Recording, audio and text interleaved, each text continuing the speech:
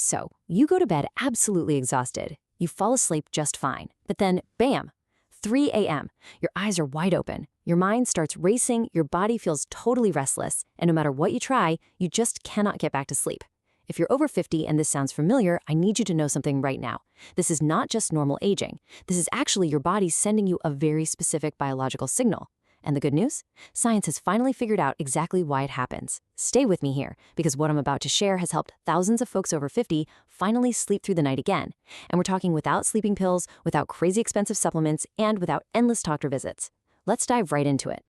Okay, in today's explainer, we're going to cover the 3 a.m. epidemic, that tricky cortisol surge, the melatonin production collapse, deep sleep loss, what I call the 3 a.m. protocol, and we'll wrap up with a 7-day challenge.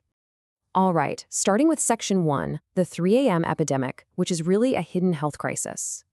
Get this. According to a 2024 survey by the American Academy of Sleep Medicine, over 60% of adults aged 50 and older report regularly waking up in the middle of the night and struggling to fall back asleep. 60%. That is not just a random sleep problem, right? That is a full-blown health epidemic. And honestly, the most dangerous thing about it is that most people just assume it's part of getting older, so they just accept it. They reach for some melatonin, they scroll their phones, they stare at the ceiling for hours, and nothing actually changes. Well, today, we're going to change that. Because once you understand exactly why this is happening to you, the fix becomes surprisingly simple. Moving on to section 2, the cortisol surge, your wake-up hormone spiking too early. We usually think of cortisol as just the stress hormone, right? But actually, it's also your wake-up hormone. In a perfectly healthy sleep cycle, your cortisol is supposed to be at its absolute lowest between midnight and 3 a.m., and then it kind of gradually rises to wake you up naturally around 6 or 7 in the morning. But research from the Mayo Clinic shows that after age 50, this whole cortisol rhythm gets totally out of whack. For a lot of us, cortisol starts surging way too early, often right between 2 and 4 a.m., which literally snaps you awake at exactly the wrong time. So why does this happen? Well, a few key things drive this shift. First is chronic stress.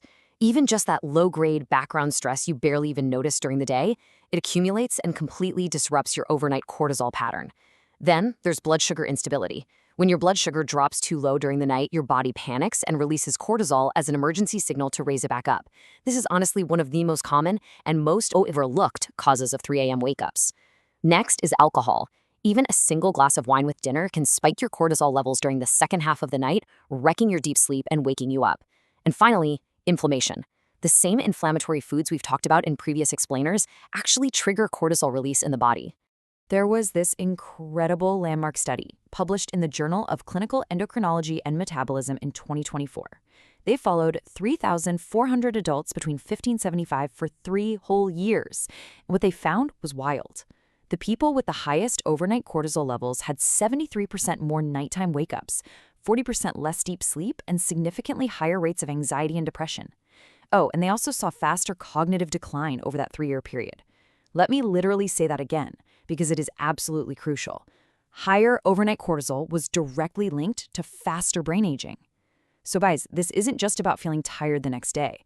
This is about protecting your mind. Okay, so how do we fix this cortisol issue? First, try eating a small protein and fat snack right before bed. We're talking something like a tablespoon of almond butter, a little handful of walnuts, or even a hard-boiled egg. This stabilizes your blood sugars straight through the night and stops that cortisol emergency alarm from going off. Second, try cutting alcohol completely for 30 days and just see what happens to your sleep. I promise most people are absolutely shocked at the difference. Third, create a 10-minute wind-down practice before bed. And no, that doesn't mean scrolling on your phone. I mean something genuinely calming. Take a quick walk, read some fiction, do some gentle stretching. This helps lower your baseline cortisol before your head even hits the pillow. And finally, keep your bedroom temperature between 65 and 68 degrees Fahrenheit. Research out of Harvard Medical School shows this is the absolute optimal sweet spot for regulating cortisol while you sleep. Think about your own habits for a second here. Do you find yourself waking up at 3 a.m.? Keep that in mind as we keep going. Section 3. Melatonin production collapse, the missing architecture of sleep. Now, here's something most doctors just don't tell you, and it might honestly be the most important thing in this entire explainer. A 20-year-old produces roughly 10 times more melatonin than a 70-year-old. I mean, 10 times more. That's not just some slight decline, that is a total collapse. Research from the National Institute on Aging confirms that our melatonin production starts dropping significantly after age 40. By the time we hit 60, most of us are producing less than 20% of the melatonin we made back in our 30s. And here's the kicker. Melatonin doesn't just help you fall asleep initially, it actually maintains the whole architecture of your sleep throughout the night. So when your melatonin drops off too early, usually around 3 a.m., your sleep becomes super light, incredibly fragmented, and way too easy to disrupt. And what makes this even worse for adults over 50 is that your eyes actually become less efficient at blocking blue light as you age. Blue light is that harsh wavelength coming off your phones, tablets, TVs, and LED lights, and it directly kills your melatonin production. A 2024 study from Stanford's Center for Sleep Sciences found that just 30 minutes of screen exposure after 8 p.m. delayed melatonin onset by an average of 90 minutes in adults over 50. Compare that to just 45 minutes for adults under 30. That is a massive difference. That is literally the difference between sleeping soundly through the night and staring at your ceiling at 3 a.m. So here's your game plan for melatonin. First, absolutely no screens after 9 p.m. Seriously, this is the single most impactful change you can make, and it costs literally $0. Second, use warm, dim lighting in your house in the evening. Swap out those bright overhead LED lights for warm lamps after 8 p.m. because your brain reads bright, cool light as daylight, and it'll just shut down melatonin production completely. Third, get bright morning sunlight within 30 minutes of waking up.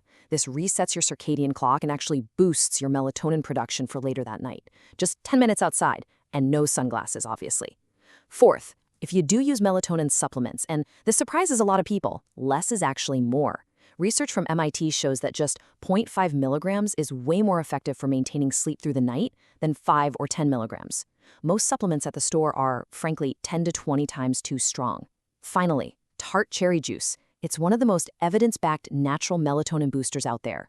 A 2024 clinical trial in the European Journal of Nutrition found that drinking 8 ounces of tart cherry juice before bed bumped up melatonin levels by 15% and cut nighttime waking by 34% in adults over 50. How cool is that? All right, Section 4, deep sleep loss, the most serious sleep disruption. You know, sleep isn't just one continuous thing. It happens in stages. And the single most important stage, especially after you turn 50, is slow-wave deep sleep. This is the magical stage where your brain literally cleans itself out, your hormones hit the reset button, your immune system rebuilds, and all your memories are consolidated. The big problem? Deep sleep is usually the very first thing to go as we age. Research from UC Berkeley's Sleep Science Center shows that slow-wave deep sleep drops by about 2 to 7% every decade after age 30. By age 50, a lot of adults have lost 50 to 70% of the deep sleep they used to get at 25. 50 to 70%. And when your deep sleep disappears, your overall sleep becomes incredibly shallow, which means you're going to wake up at the tiniest disruption. Hello, 3 a.m. Dr. Matthew Walker, who's a brilliant neuroscientist at UC Berkeley and wrote Why We Sleep, calls deep sleep the greatest legal performance-enhancing drug that most people are neglecting. Because here is exactly what you lose when your deep sleep collapses. Your brain literally stops clearing out amyloid plaques, which are the proteins linked to Alzheimer's disease. That brain waste clearance system, called the glymphatic system, it only turns on during deep sleep. Your growth hormone production also plummets to near zero.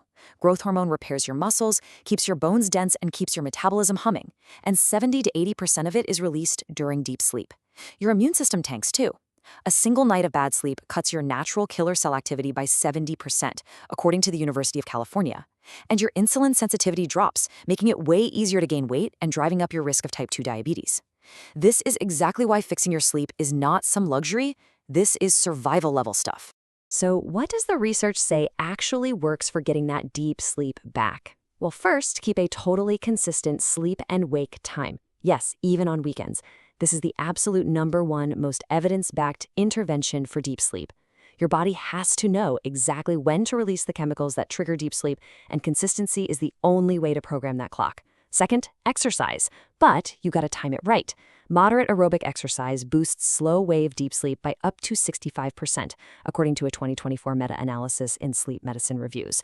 But working out within 3 hours of bedtime spikes your core body temperature and delays deep sleep, so morning or afternoon is definitely your best bet. Third, try magnesium glycinate, 400 milligrams taken about 30 to 60 minutes before bed. This is hands down the most researched supplement for improving deep sleep quality. A 2024 randomized controlled trial in the Journal of the American Geriatric Society showed it significantly increased slow-wave sleep duration for folks over 50. Next, keep your room completely pitch black. Even tiny amounts of light, like a little TV standby light, your phone screen lighting up, or a street light peeking through, activate the light-sensing pathways in your brain and crush your deep sleep. Grab some blackout curtains or a good sleep mask. And finally, a cool bedroom. We talked about 65 to 68 degrees Fahrenheit for cortisol, but it is even more critical for deep sleep. Your core body temperature actually has to drop to initiate and maintain that slow wave sleep. Which brings us to section 5, the 3 a.m. protocol, what to do right now. Okay, so what do you do if you are actually already awake at 3 a.m.? Most of us make the whole situation worse by doing exactly the wrong things. So here is the science-backed protocol. First rule, do not look at your phone. Seriously, not even to check the time. That hit of blue light and mental stimulation will absolutely guarantee that you won't fall back asleep. Second rule, do not watch TV or turn on the bright lights. Same exact problem. Instead, do try the 4-7-8 breathing technique. You breathe in for 4 counts, hold it for 7 counts, and exhale for 8 counts. Just repeat that 4 times. It directly activates your parasympathetic nervous system and literally drops your cortisol within minutes. Next, do get up if you've been lying awake for more than 20 minutes. Go to a dark, quiet room and do something super boring and calming, like reading a physical book under a really dim light. Only go back to bed when you feel sleepy again. If you just lie there awake, you're basically training your brain to associate your bed with being awake. And finally, do try a body scan meditation. Start down at your feet, consciously relax each muscle group, and slowly work your way up your body. It reduces muscle tension and cortisol all at the same time. Also, a quick note, if these 3 a.m. wake-ups are happening more than 3 times a week, you really should talk to your doctor to rule out sleep apnea. It gets way more common after 50 and is massively underdiagnosed, especially in women. And finally, section 6, the 7-day challenge, putting the science into practice. Let's bring all of this together. If you're waking up at 3 a.m. after 50, it's because of 3 interconnected biological changes.